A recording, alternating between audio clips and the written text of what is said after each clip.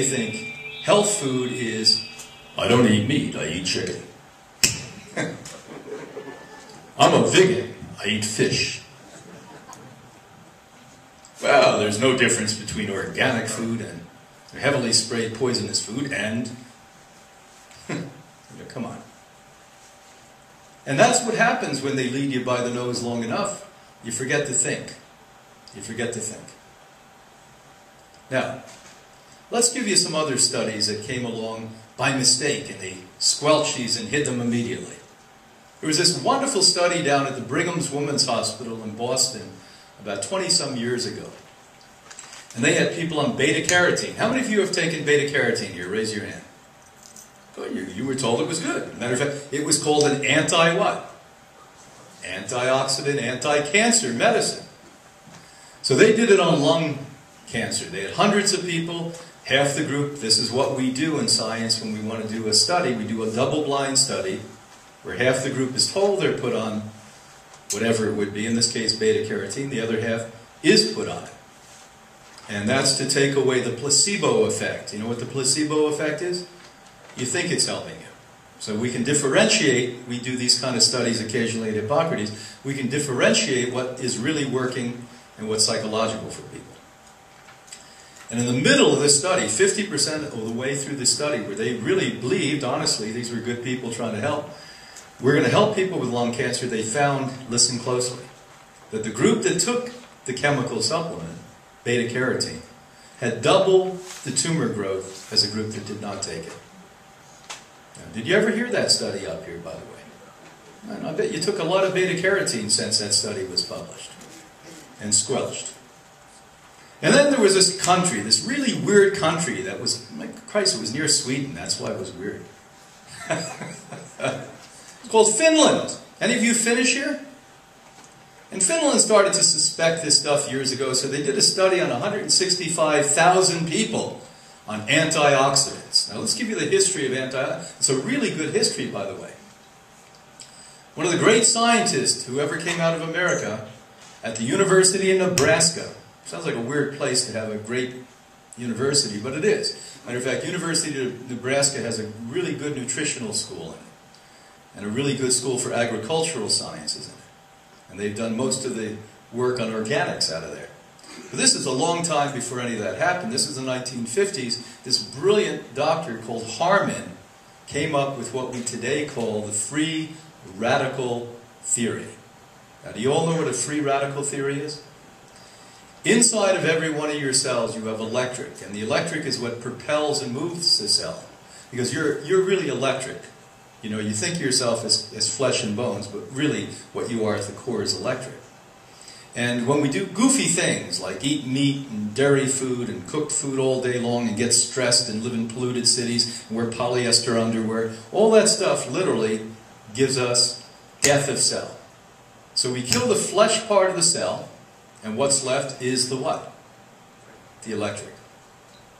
And they're ions. There's these electric charged ionic fires moving through your body. And what they're attracted to is electric, and unfortunately the electric's in all the healthy cells.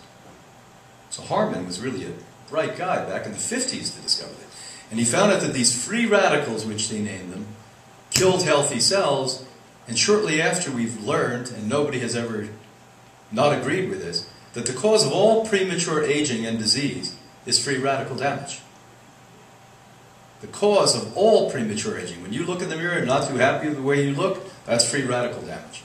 When you have what we used to call age spots, that's free radical damage. Can you imagine if you zip your body open and looked at all the age spots you have in there in the organ system?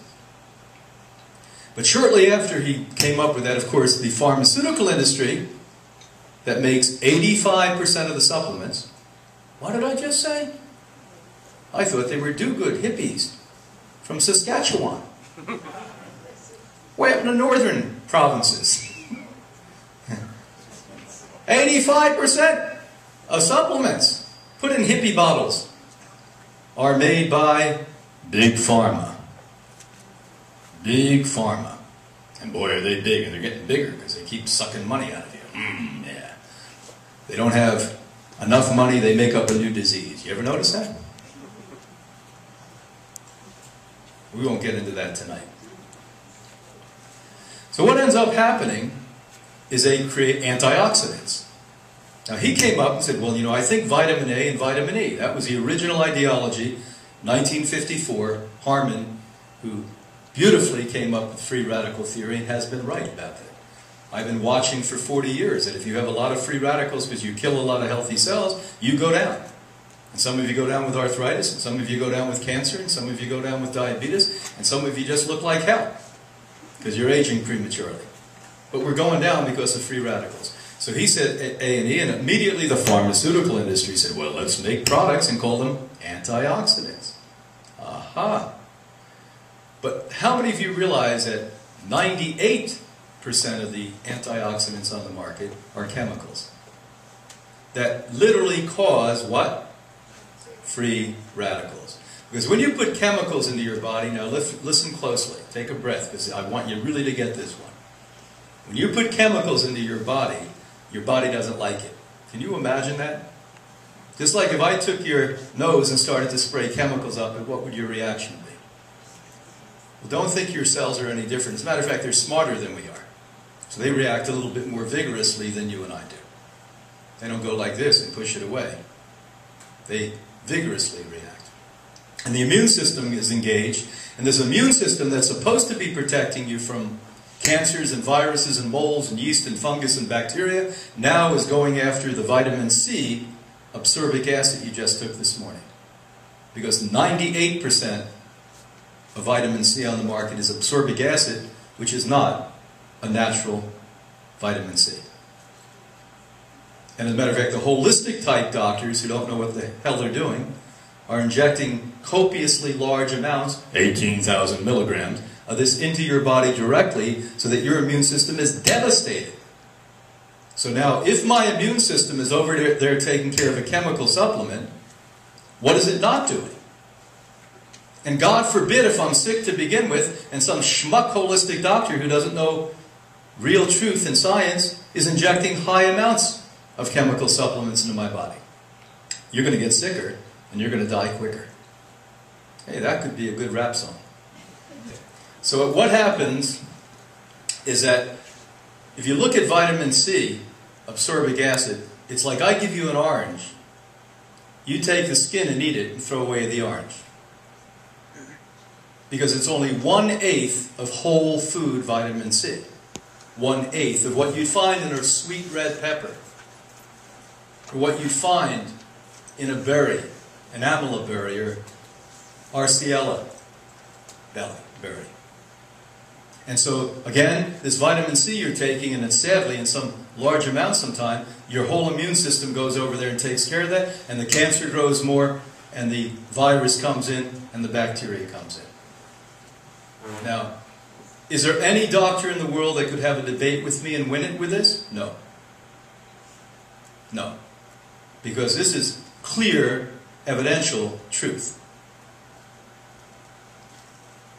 You think that I'm the only one that observes this. How about 1999, not long ago, 10 years ago, we gave a Nobel Prize to a guy called Bobel. And Bobel looked at the differences between chemical supplementation and, quote, whole food supplementation. That's a term I want you to get in your head, whole food supplementation. 8% that's on the market.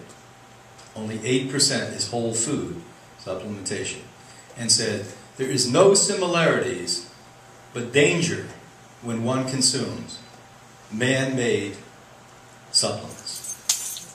Now what do we say when Linus Pauling starts to talk about nutrients healing the body? They give him 2 Nobel Prizes, Bobel in '99. And what I've always learned is that almost all of the women and men that are at the top of their field are truth tellers.